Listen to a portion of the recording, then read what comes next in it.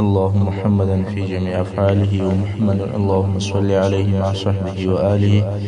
صلاة تكون لك رضاء ولحقه أداء. أما بعد،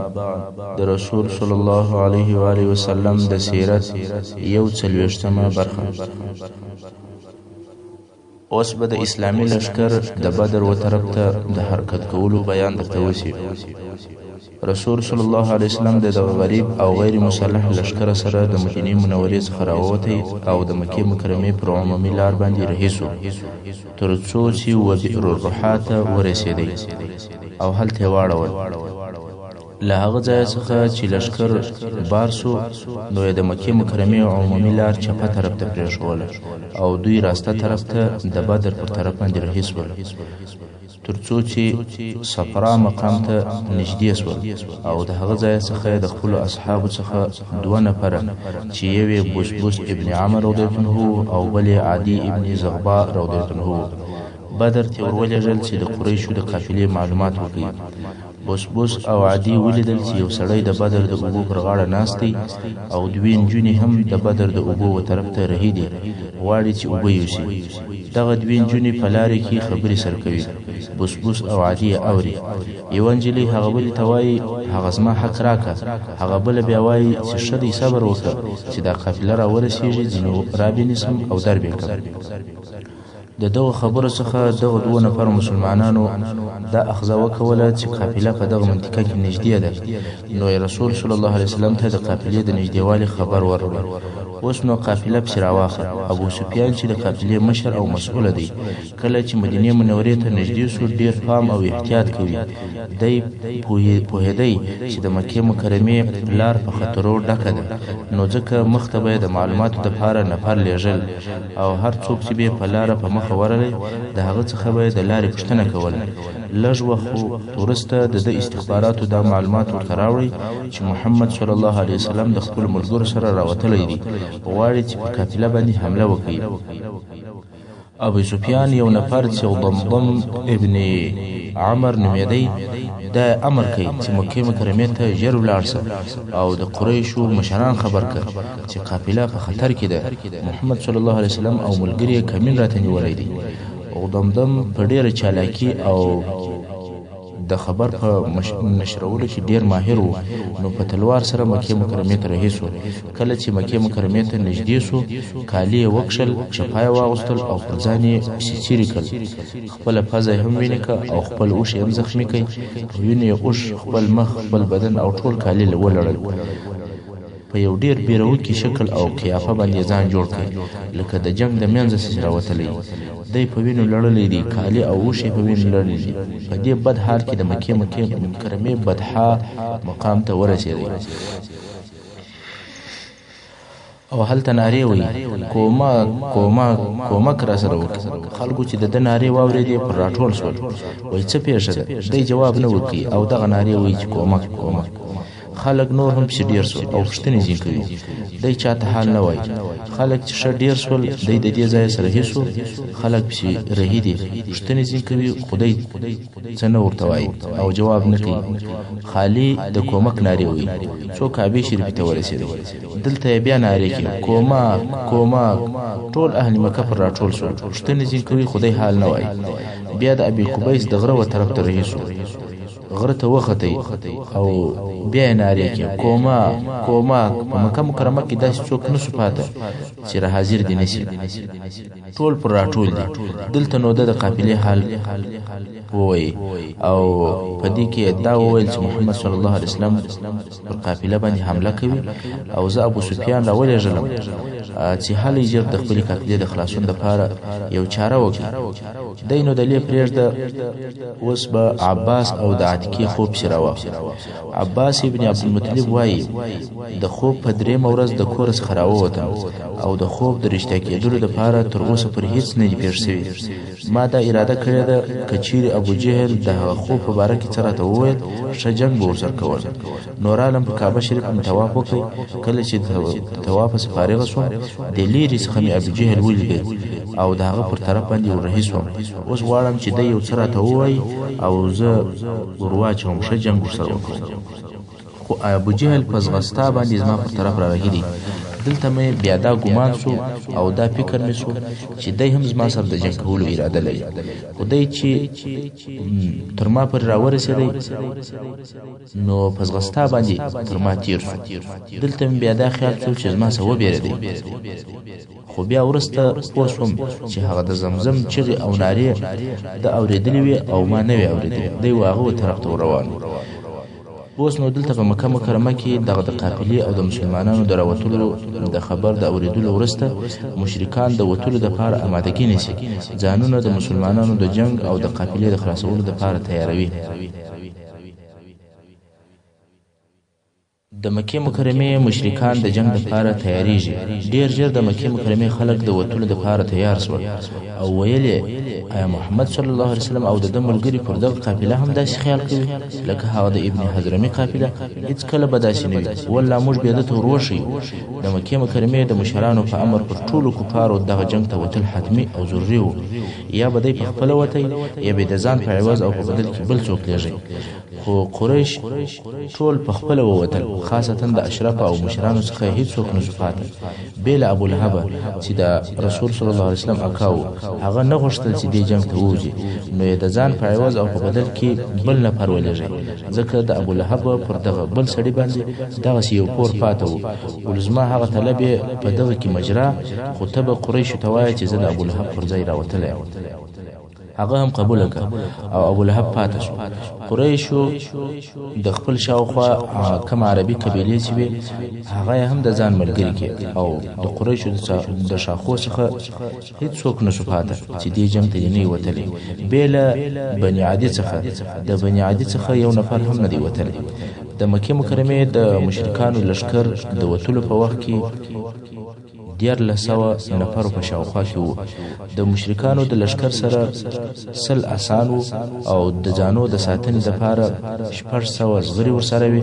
او اوشان ډیر زیات ورسره ول چې واقعي شمیر نه دی معلوم د دغه لشکر عمومي قومندان ابو جهل ابن هشام د دغه لشکر د خوراکي اکمالات او غذایی موادو د ورکولو او آماده کولو مسؤله د قریشو د مشرانو څخه نه نفرول د لشکر د خوړلو لپاره یو ورځ نه اوشان حلالول او بل ورځ یې لس اوشان حلالول اوس چې لشکر د وتلو لپاره تیار شو او غواړي چې ووځي دلته د قریشو یو بل موضوع په یاد شو چې دې موضوع دوی په شک او په تردد کې واچول چې ووځي که یا دغه تردد یې د هغې واقعې په سبب و چې څه موده مخکې د قریشو او د کنانه د قبیلې په مابینځ کې پېښه سوې وه چې هغه واقعه داسې وه د کنانه د قبیلې یو نفر د قریشو یو نفر ووژي د دغه وژل سوي سړي ورور چې د قریشو څخه و د قاتل یا د کنانه د قبیلې سره پر دیت باندې صلح او فیصله وکول د خپل وژل سوي ورور په بدل کې یې دیت واخیستی نو خبره خلاصه شوه خو څه موده وروسته هغه قاتل مکې مکرمې ته ورغلی او تواب کوي خو د هغه وژل سوي سړي ورور چې دیت یې هم اخیستی دغه قاتل یې ووژي او د کعبې شریفې سره یې وځړوي دغه قتل او وژنه د قریشو حق نه وه ځکه دیت یې اخیستی و او صلح یې کړی وه نو د کنانه قبیلې د قریشو سره دغه قاتل وغوښتی مګر قریشو قاتل نه ورتسلیموي نو د کنانه د قبیلې د مړي بدل په قریشو باندې پاتې شو او دغه موضوع د دغه دوو قبیلو د دښمنۍ سبب وګرځېدی د کنانه قبیلې په موقع پسې ګرځېدل چې یا پر مکه مکرمه حمله وکړي یا د قریشو څخه یو نفر د هغه وژل سوي سړي په بدل کې ووژني اوس چې قریشو د وتلو اراده وکوله دغه د کنانه واقعه ورپه یاد شوه او وبېرېدل که دوی قافلې ته وروځي مکه مکرمه به د سړو څخه خالي وي او ښایي د کنانه قبیله پر مکه مکرمه حمله وکړي او یا به زموږ پر لشکر د شاله طرف حمله وکړي او موږ به د دوو طرفو څخه په حملو کې راګیر شو په دغه سبب په قریشو کې شک او تردد پیدا شو چې اوس د مسلمانانو جنگ ته وروځي او که یا په دې وخت کې سراقه ابن مالک چې د کنانه د قبیلې لوی سردار و هغه ورته راغی او تاسې ولې په تشویش کې یاست زه تاسې ته اطمینان درکوم چې د کنانه قبیله به ستاسې تر شا یا ستاسې په غیاب کې هیڅ داسې کار نه کوي چې هغه د ستاسې ناخوښه وي رسول صلی الله علیه وسلم فرمایي چې اصلا دغه نفر شیطان و چې ځان یې د سراقه ابن مالک په شکل باندې کړی و او سراقه ابن مالک هغه څوک دی چې د هجرت په ورځ پر رسول صلی الله علیه وسلم پسې وتلی و چې چې هغه بیان په مخکې برخو کې تیر شوی دی. نو شیطان د دغه سراقه په شکل باندې قریش ته ورلی او ورته ویلي چې زه د کنانه د قبیلې د طرفه جوار درکوم او وعده در سره کوم چې کنانه به ستاسې په غیاب کې هیڅ کله داسې کار نه کوي چې ستاسې دې ناخوښه وي. اصلا شیطان غوښتل چې اوس هم غواړي او لکه اوس چې هم غواړي چې دغه دین او د هغه متابعین ورک کړي. اوس چې قریش ته د کنانه د قبیلې یو سردار د زړه ډاډ او اطمینان ورکړي چې بېغمه ولاړ شي او کنانه حمله نه در باندې کوي، تر داسې اندازې چې ورته ویلې چې زه هم په دغه سفر او په تللو کې ملګری یم، لکه الله جل جلاله چې دغه موضوع په قرآن مجید کې په سورة انفال 48 نمبر آیات کې ذکر کړی ده. اعوذ بالله من الشیطان الرجیم. وَإِذْ زَيَّنَ لَهُمُ الشَّيْطَانُ أَعْمَالَهُمْ وَقَالَ لَا غَالِبَ لَكُمُ الْيَوْمَ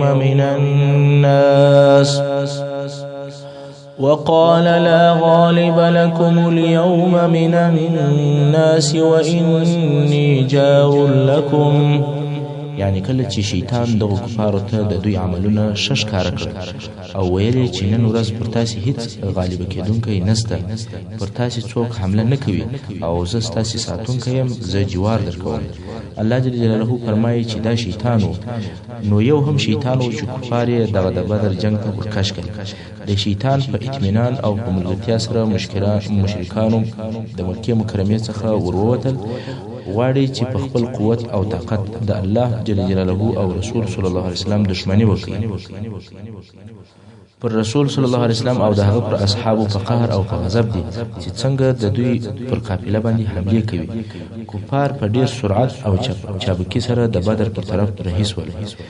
تر وادي عصفان تیر شول، بیا تر قدید تیر شول، بیا تر جحفې تیر شول. دلته قریشو ته د ابو سفیان له طرفه یو نوی خبر راغلی،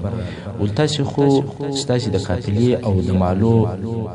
د خلاصولو دپاره راوتلي واست، اوس مو الله قافله او مالونه د مسلمانانو د حملې څخه خلاص کړل، نو بیرته وګرځئ لاړ شئ مکې شریف. هلته ابو سفیان قافله څنګه خلاص کړه؟ ابو سفیان د مکې مکرمې پر عمومي لار باندې رهي و، مګر همیشه به ویښ او په احتیاط و او خلک یې د معلوماتو دپاره مخ ته لیږل او د هر چا څخه د حالاتو پوښتنه کوله. اوس چې بدر ته نږدې سو، دی تر قافلې د مخه سو تر څو چې هغه د بدر اوبو ته ورغلی او د هغه نفره څه چې دالته د بدر پر اوبو باندې ناست و، د هغه څه د لارې د حالاتو او د مدینې منورې د مسلمانانو د لښکر پوښتنه وکوله. هغه سړی ورته وویل ما داسې څوک او داسې شی نه دی لیدلی چې ستا دپاره دې بد وبولم او ستا دپاره دې د تشویش وړ وګرځېږي، مګر 2 نفره سپاره مې ولیدل چې د دغه غونډۍ سره یې اوښان چوک کړل او د اوبو څخه یې اوبه واخیستې بیا ولاړل. ابو سفیان ژر د هغو د اوښانو د چوکېدلو ځای ته ورغلی. هلته د اوښانو پوچې پرتې وې، پوچې یې ماتې کې، په پوچو کې د خرما مندکې ولیدلې. ول والله دا د مدینې د خلکو واښه دي، یعنی اوښانو ته دی د وښو پر ځای باندې د خرما ورکوي. ابو سفیان پوه شو چې دغه خلک د مدینې منورې دي، ځکه په عربو کې هیڅ چا اوښانو ته خرما نه ورکوله بیا د مدینې منورې د خلکو څخه، چې په مدینه منوره کې خرما دونه ډېره وه چې اوښانو ته به یې ورکوله، البته هغه پوچه او بیکاره خرما. نو ابو سفیان ډېر ژر قافلې ته ځان ورسوی. قافله یې د عمومي لارې څخه هغه چې په بدر کې تېرېدله د هغه څخه یې واړول او د دریاب د غاړې غربي طرف ته رهي سو. د ابو سفیان په دغه کار او حرکت سره قافله د دې څخه خلاصه شوله چې د مسلمانانو لښکر ته دې په لاس ورسي. نو یې هغه حال د کفارو لښکر ته ولېږئ، ول قافله خلاصه سوه او ستاسې وراتګ ته ضرورت نشته، بیرته وګرځېږئ. اوس چې د کفارو لښکر ته د قافلې د خلاصېدلو خبر ورسېدی، لښکر بیرته د تللو اراده وکړه، مګر د قریشو هغه سرکشه مشر ابو جهل په غرور او په تکبر سره وویل والله موږ به تر هغو بیرته نسو ولاړ چې بدر ته ورنسو او 3 ورځې هلته تېرې نه کړو، اوښان حلال نه کړو، کبابونه او شرابونه ونه خورو، منځانې غزلې راته ونه وایي، عرب به دغه زموږ راوتل او هلته اوسېدل واوري، بیا به نو عرب همیشه زموږ څخه بیریږي او موږ به قوي بولي. د ابو جهل په دغه خبرو سربیره اخنس ابن شریک و کفارو ته د بیرته تللو مشوره ورکړه چې دا هم د قریشو مشر و، خو چا د خبره نه ومنله. نو په اخنس ابن شریک او په بنو زهره چې د ده قوم دوی دواړه یو څه قوم هم په پسې شو او د مکې مکرمې په طرف باندې رهي شول چې په دې ډول باندې د بني زهره د قبیلې څخه چې د 300 نفر په شاوخوا کې دوی نفر ول نو هغه ټول د بدر د جنگ څخه وګرځېدل او مکې مکرمې ته لاړل د بدر تر نتیجې وروسته د بني زهره قبیلې به همیشه د دې اخنس ابن شریق دغه نظر او موقف ستایي او همیشه د پاره دی د خپل ځان د پاره مشر او عظیم سړی بلې او د هر خبره منل بنو هاشم چې د رسول صلی الله علیه وسلم نزدیک قوم اکاګان او د اکا زامن دي هغه هم غوښتل چې مکې مکرمې ته ولاړ شي خو ابو جهل ورته ټینګ شو او ویل یې ترڅو چې موږ ټوله مکې مکرمې ته نه یو تللي په دغه قومي اتحاد کې به زموږ څخه نه جلا کېږي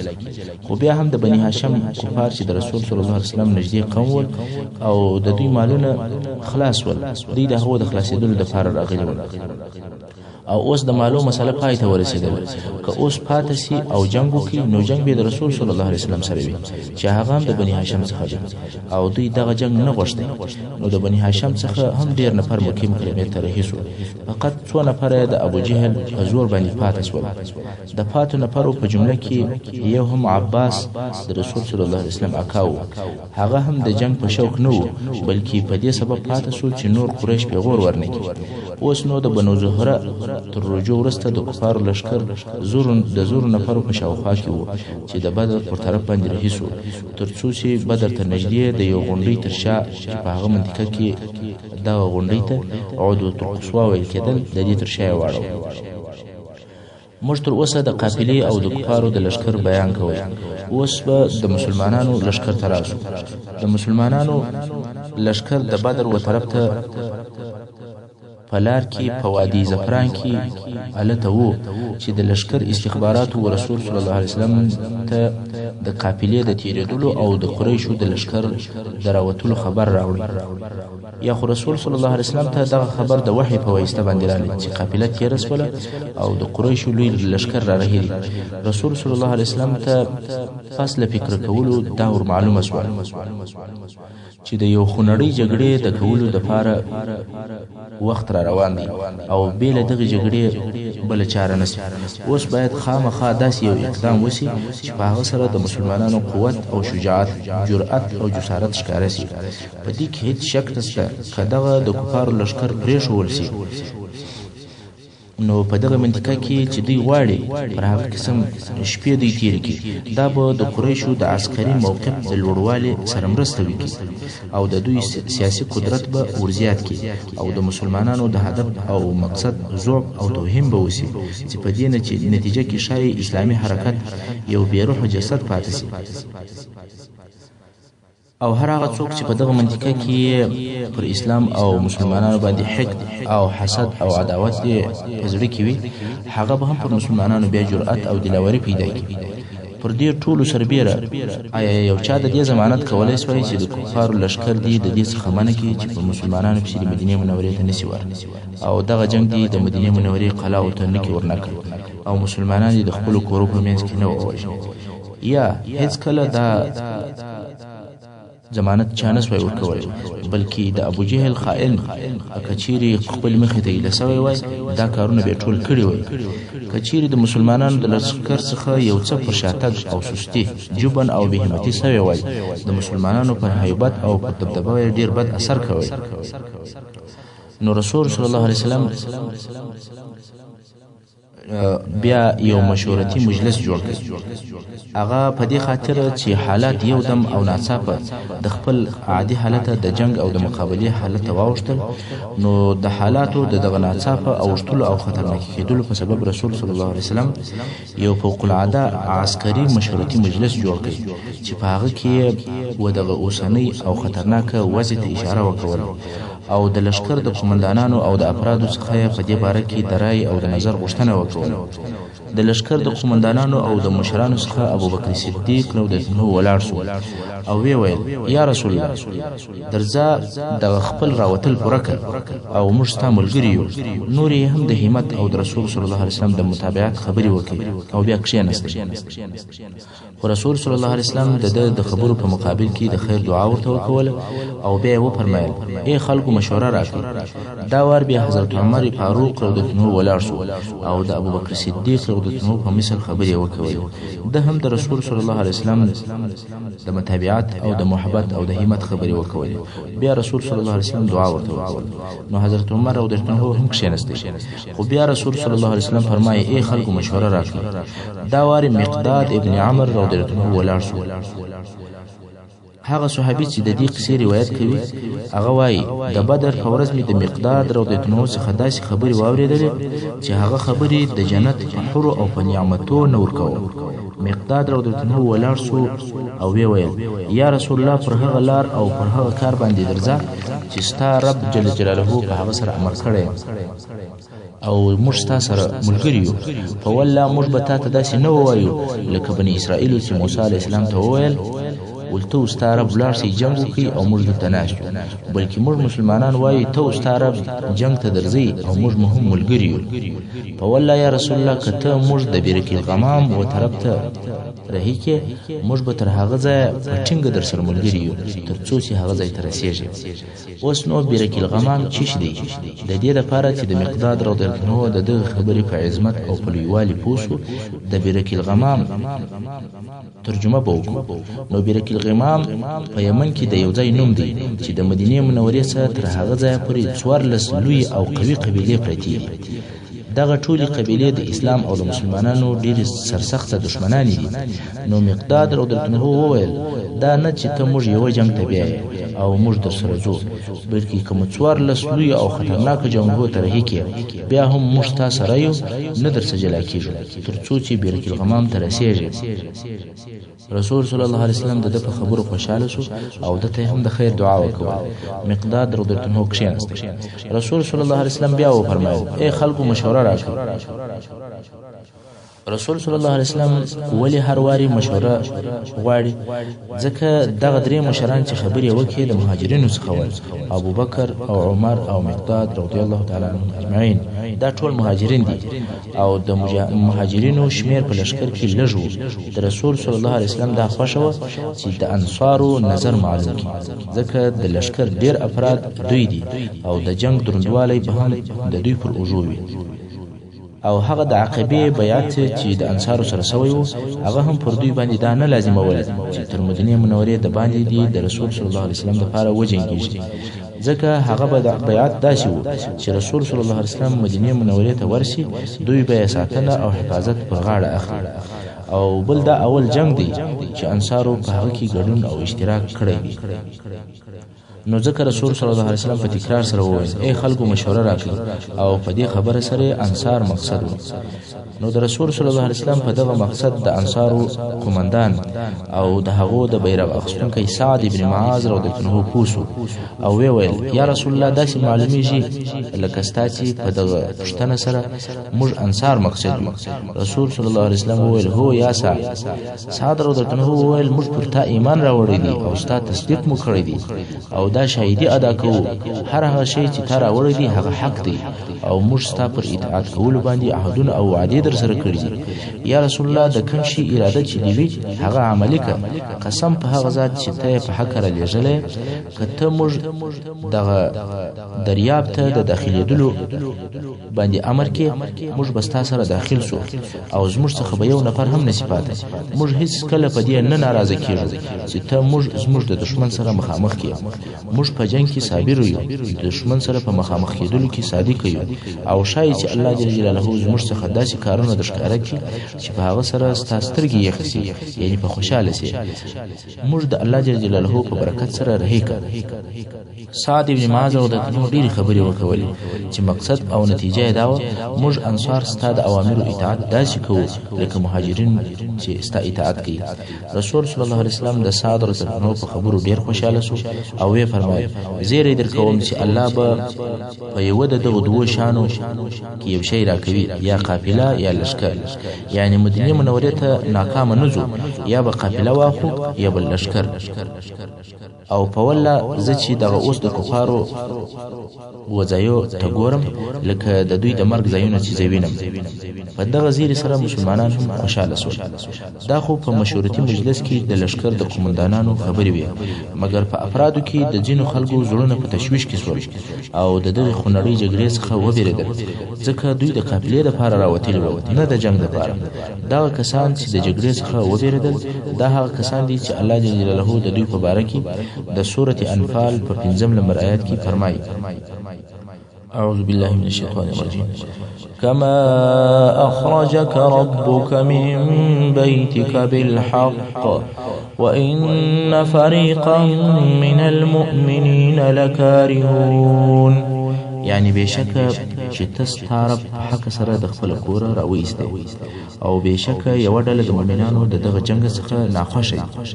د دې آیات شریف د ترجمه څخه دوه شان راوځي یو دا چې الله جل جلاله خپل رسول صلی الله علیه وسلم ته فرمایي چې ستارب ته د قافلې او جنگ ته د خپل کور څخه راوېسته ځینې خلک به دا فکر کوي چې رسول صلی الله علیه وسلم په خپل اراده د دې قافلې او د جنگ خواته راووته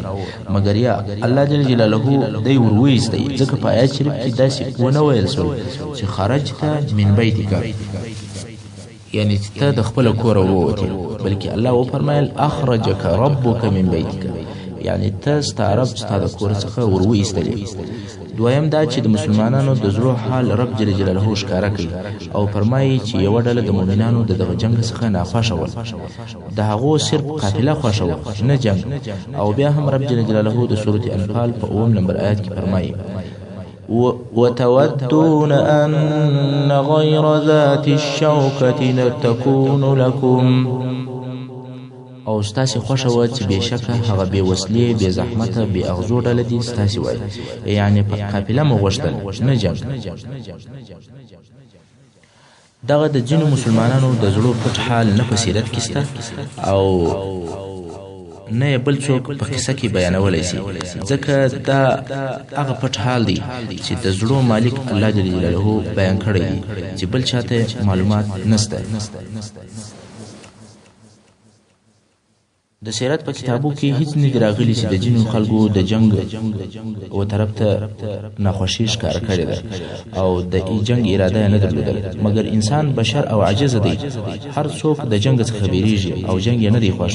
خو بیا هم په انسانانو او په مسلمانانو کې فرق موجود دی هغه فرق دا دی هغه کسان یا هغه مسلمانان چې یوازې قافله مقصد و نه جنگ مګر کله چې جنگ مخترالی د الله او رسول صلی الله علیه وسلم اطاعت یې په صدق سره وکړي دوی د مالو د ګټې په امید راوتلي ول او اوس د مالو د ګټو پر ځای باندې د سر د بایللو میدان راورسېدی دوی ته معلومه شوه چې د قریشو لښکر د زرو نفرو په شاوخوا کې دي او ټول هم پوره مسلح دي او 200 د آس پاره پکښې دي اوښان یې د لښکر تر شمېر زیات دي مالي قدرت یې هم ډېر زیات دی بالمقابل مسلمانان 300 او څو نفره دي په ټول لشکر کې فقط 2 آس دي او نور ټول تقریبا پیاده او پر پښو دي او د بل طرفه دوی د قافلې په امید راوتلي ول نه د جنگ په فکر خو کله چې جنگ مخترالی د الله جل جلاله او رسول صلی الله علیه وسلم اطاعت وکړي په جنگ کې قائم او ثابت ودرېدل شاته نه ولاړل د خپل خواهش او د غوښتنو مطابقت نه وکړي هغه څوک چې د قافلې په تمه راوتلي